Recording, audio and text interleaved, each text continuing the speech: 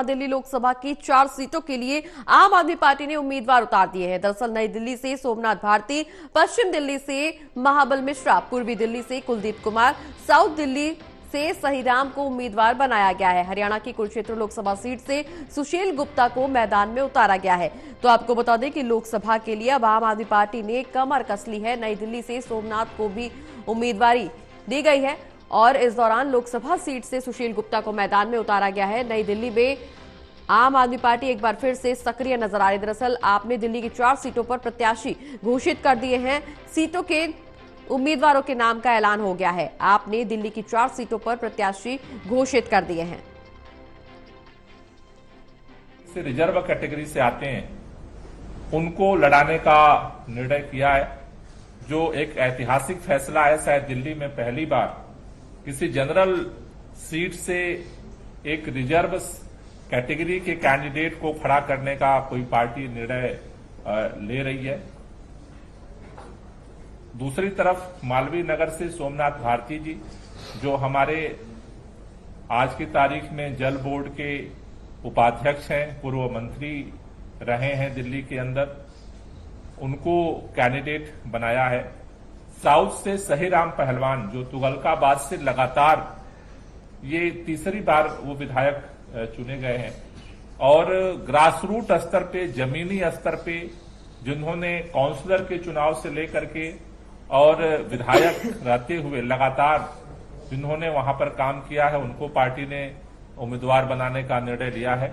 साथ ही साथ जो पश्चिमी दिल्ली सीट है, जहां से पूर्व सांसद महाबल मिश्रा जी, जिनका एक लंबा अनुभव है, उनको पार्टी ने अपना उम्मीदवार बनाया है।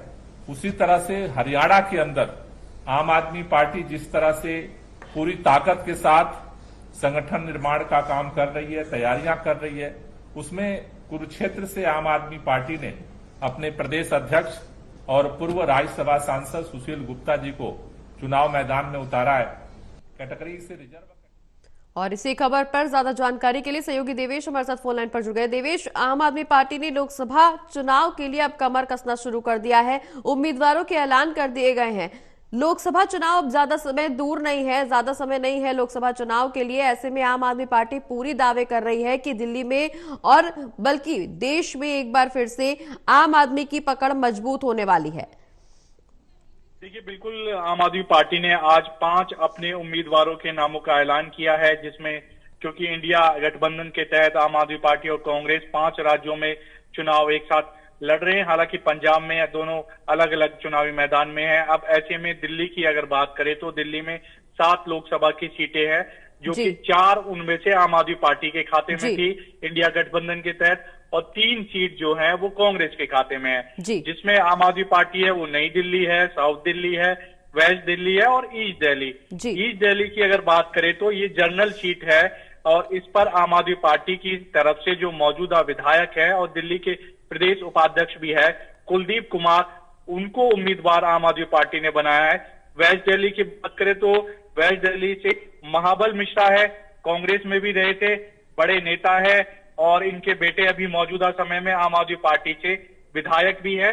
तो आम आदमी पार्टी में क्योंकि ये शामिल हो गए थे, आम आदमी पार्टी में इन पर विश्वास जताया है। वेस्ट दिल्ली से महाबल मिश्रा आम आदमी पार्टी के उम्मीदवार होंगे लोकसभा में। साउथ दिल्ली की अगर बात करें तो साउथ दिल्ली पर सहीराम पहलवान ये रेस में भी थे और टिकट की मांग भी कर रहे थे, तो आम आदमी पार्टी ने इन पर अपना दाव खेला है। सहीराम पहलवान साउथ दिल्ली से होंगे। नई दिल्ली की अगर बात करें, खुद मुख्यमंत्री अरविंद केजरीवाल यहाँ से विधानसभा का चुनाव भी लड़ते हैं और बड़े मार्जिन से जीतते हैं, तो बेहद ही खास सीट है और इस पर सोमनाथ भारती को आम आदमी पार्टी ने मौका दिया है।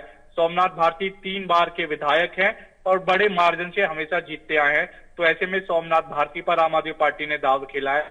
दूसरी तरफ इंडिया गठबंधन के तहत ही हरियाणा में 10 सीटों में से 1 सीट आम आदमी पार्टी के खाते में गई थी, जो कि कुरुक्षेत्र है।